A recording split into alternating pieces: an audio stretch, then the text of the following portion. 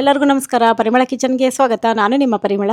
ಇವತ್ತು ನಾನು ರುಚಿಯಾದ ಪುದೀನ ಮಸಾಲೆ ಮಂಡಕ್ಕಿ ಮಾಡೋದು ಹೇಗೆ ಅಂತ ತೋರಿಸ್ತಾ ಇದ್ದೀನಿ. ತುಂಬ ಚೆನ್ನಾಗಿರುತ್ತೆ. ಇದು ಒಂದು ಸಲ ನೀವು ಮಾಡಿ ಇಟ್ಕೊಂಡ್ಬಿಟ್ರೆ 20 ದಿವಸ ಆರಾಮಾಗಿ ತಿನ್ಬೋದು. ಈವ್ನಿಂಗ್ ಸ್ನ್ಯಾಕ್ಸಿಗಂತೂ ಸಖತ್ತಾಗಿರುತ್ತೆ. ಹಾಗಾದರೆ ಬನ್ನಿ ಮಾಡುವ ವಿಧಾನ ಮತ್ತು ಅದಕ್ಕೆ ಬೇಕಾಗುವ ಪದಾರ್ಥಗಳನ್ನ ನೋಡ್ಕೊಳ್ಳೋಣವಾ.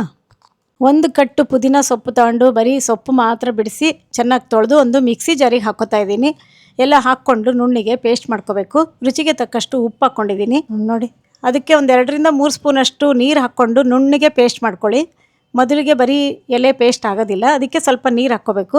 ಒಂದು ಬಾಣಲಿಗೆ 2 ಸ್ಪೂನಷ್ಟು ಎಣ್ಣೆ ಹಾಕ್ಕೊಂಡಿದ್ದೀನಿ. ಎಣ್ಣೆ ಚೆನ್ನಾಗಿ ಕಾದ್ಮೇಲೆ ಅರ್ಧ ಸ್ಪೂನಷ್ಟು ಸಾಸಿವೆ, ಅರ್ಧ ಸ್ಪೂನಷ್ಟು ಜೀರಿಗೆ ಹಾಕ್ಕೊಂಡಿದ್ದೀನಿ. 2 ಚೆನ್ನಾಗಿ ಚಟಪಟ ಅಂತ ಸಿಡಿಬೇಕು. ಅದಾದಮೇಲೆ ಒಂದು 5 ಹಸಿಮೆಣಸಿನ್ಕಾಯಿ ಉದ್ದುದ್ದಕ್ಕೆ ಸಣ್ಣಕ್ಕೆ ಸೀಳಿಟ್ಕೊಂಡಿದ್ದೀನಿ. 1-2 ಕಡ್ಡಿ ಕರಿಬೇವು ಹಾಕ್ಕೊಂಡಿದ್ದೀನಿ. ಎಲ್ಲ ಚೆನ್ನಾಗಿ ಗರಿಗರಿಯಾಗಿ ಫ್ರೈ ಆಗಬೇಕು. ಒಂದು ಅರ್ಧ ಸ್ಪೂನಷ್ಟು ಅರಿಶಿಣದ ಪುಡಿ, 4 ಟೇಬಲ್ ಸ್ಪೂನಷ್ಟು ಶೇಂಗಾ ಬೀಜ ಹಾಕ್ಕೊಂಡಿದ್ದೀನಿ. ಶೇಂಗಾ ಬೀಜನೂ ಅಷ್ಟೇ ಕಲರ್ ಚೇಂಜ್ ಆಗಬೇಕು ಒಂದು ಸ್ವಲ್ಪ. ಈ ಟೈಮಲ್ಲಿ ಅರ್ಧ ಗಡ್ಡೆ ಬೆಳ್ಳುಳ್ಳಿನ ಸಿಪ್ಪೆ ತೆಗೆದು ಚೆನ್ನಾಗಿ ಜಜ್ಜಿಟ್ಕೊಂಡಿದ್ದೆ, ಅದನ್ನು ಹಾಕ್ಕೊಂಡಿದ್ದೀನಿ. ಎಣ್ಣೆಯಲ್ಲಿ ಈ ಥರ ಹಾಕ್ಕೊಳ್ಳೋದ್ರಿಂದ ಒಳ್ಳೆ ಫ್ಲೇವರ್ ಬರುತ್ತೆ. 3-4 ಸ್ಪೂನಷ್ಟು ಹುರ್ಗಡ್ಲೆ ಹಾಕ್ಕೊಂಡಿದ್ದೀನಿ ಪುಟಾಣಿ, ಅದು ಸ್ವಲ್ಪ ಬಿಸಿ ಆಗಬೇಕಷ್ಟೇ. ಈಗ ಫ್ಲೇಮ್ನ ಸಿಮ್ಮಿಗೆ ಇಟ್ಕೊಂಡು ರುಬ್ಬಿರೋ ಪುದೀನ ಪೇಸ್ಟ್ ಅಷ್ಟು ಹಾಕ್ಕೊಂಡ್ಬಿಟ್ಟು ಚೆನ್ನಾಗಿ ಕೈ ಆಡ್ಕೊಳ್ಳಿ. ನೋಡಿ ಎಷ್ಟು ಚೆನ್ನಾಗಿ ರೆಡಿಯಾಗಿದೆ. ಒಗ್ಗರಣೆ ರೆಡಿ ಆಯಿತು. ಈಗ ಗ್ಯಾಸ್ ಆಫ್ ಮಾಡಿಕೊಂಡು 1 ಲೀಟ್ರ್ ಮಂಡಕ್ಕಿನ ಹಾಕ್ಕೊಂಡು ಚೆನ್ನಾಗಿ ಕಲಸ್ಕೋಬೇಕು.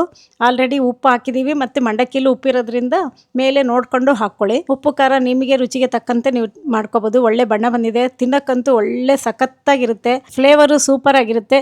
ನಿಮಗೆ ರೆಸಿಪಿ ಇಷ್ಟ ಆಗಿದ್ರೆ ಲೈಕ್ ಕೊಡಿ, ಶೇರ್ ಮಾಡಿ ಹಾಗೂ ಪರಿಮಳ ಕಿಚನ್ ಪೇಜ್ನ ಫಾಲೋ ಮಾಡಿ. ಎಲ್ಲರಿಗೂ ಧನ್ಯವಾದಗಳು.